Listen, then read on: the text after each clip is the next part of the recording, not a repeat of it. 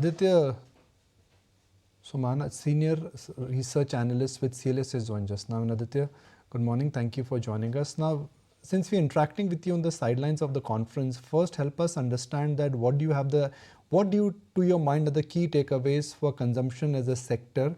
Because in the quarter gone by, we actually got mixed signals. There was sluggishness in volumes, there was a decline in terms of realizations, but there were some categories which did exceptionally well. Yeah, absolutely. So look, I mean, I think I've covered this sector now for almost 20 years, and I've never seen such a mixed set of results. Few things stood out. One, I think most companies called out that urban consumption was a lot slower than rural. However, that's just a very simplistic take. If you look a little bit deeper into the numbers, then you'll find that even within urban metro cities was the one that actually slowed down very drastically for the last couple of quarters. If you look at non-metro urban, that's actually grown faster than rural.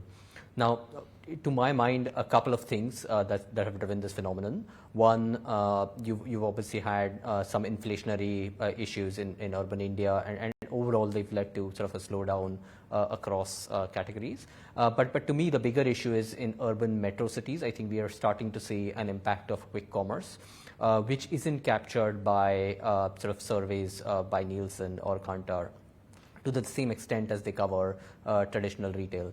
So when the data capture itself is an issue, to my mind, and we are starting to see this play out very clearly. If you look at the restaurants and the QSR industry, this trend has been sort of ongoing for some time now, where QSRs have underperformed the growth, the GOV growth posted by the aggregators. And we see a similar trend now play out in FMCG, where because of quick commerce, because of modern retail, we are starting to see a divergence in trends, particularly in urban large cities and in smaller urban cities where quick commerce isn't present for now. Right. Aditya, morning. Let's just take a follow-up to that. Will demand slowdown in urban areas be similar to a similar extent to what we saw kicking in just a couple of years ago within the rural space? Yeah, no, great question. So look, with rural, I think it's been more of a challenge with purchasing power, where because of high inflation for a period of time, it really impacted rural consumption. Secondly, we are starting to see sort of the rural population itself decline, where there's sort of large-scale urbanization. So to that extent, where companies are already reaching out to a large base of rural consumers, incremental consumption has been tougher to come by. Now, the expectation was that this time around, with sort of higher government spends on rural India, better monsoon, rural spends would pick up. And while there's been a relative pickup on sort of a weak base, if you look at this trend over a longer period, actually growth still continue to be quite sluggish in the rural India as well. I think in urban, it's a slightly different story. I think what we're seeing is that, look, consumption on its own is not being impacted. But what we are seeing is a clear shift in consumption patterns, where historically a lot of the consumption would have gone towards QSRs, towards FMCG, towards traditional retail. That's shifting now, whether it's sort of phenomenon like fast fashion, whether it's quick commerce, whether it's food delivery, or concert sales. We are clearly starting to see a shift in consumption, where consumption is more aspirational, more youth-driven, and differentiated from what it was in the past. So I think slightly different trends. With rural, it was an affordability and population growth driven slowdown. In urban India, it's more of a shift in aspiration. And I feel that companies or traditional companies will need to match that shift in aspiration from the consumers. Right.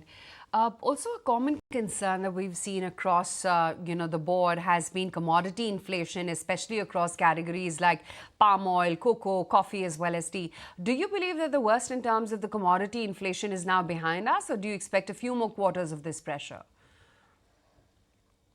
Yeah, no, absolutely. I think commodity inflation has spiked up, particularly, like you said, palm oil, coffee, cocoa. I think some of these categories have seen very sharp inflation.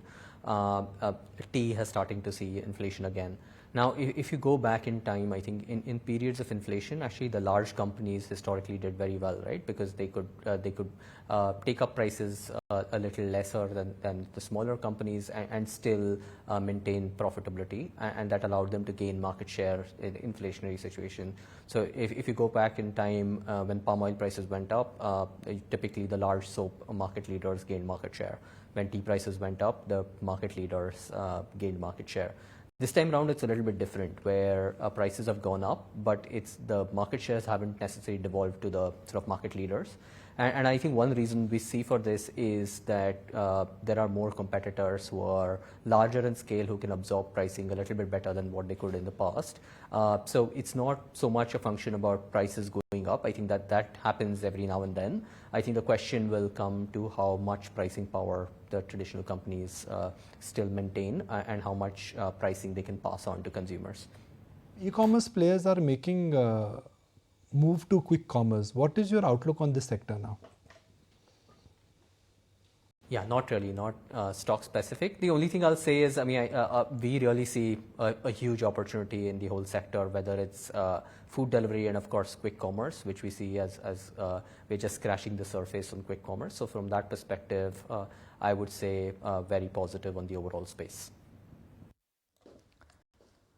Right, and what percentage of the overall sales of FMCG companies will be contributed by quick commerce in the near future? How do you expect the space to grow?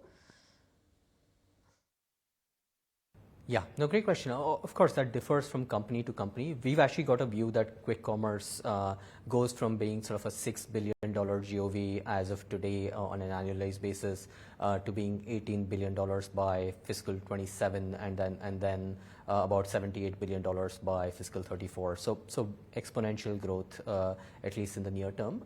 And so that should sort of answer your question. In terms of context, I mean, the overall FMCG industry in India, if you just look at the organized sector, would be about $80 billion. So it will be a very significant chunk of that FMCG spend. Right, Aditya, so good to have you on the show on the sidelines of your CITIC conference. If you like this video, then like, share and subscribe to ET Now.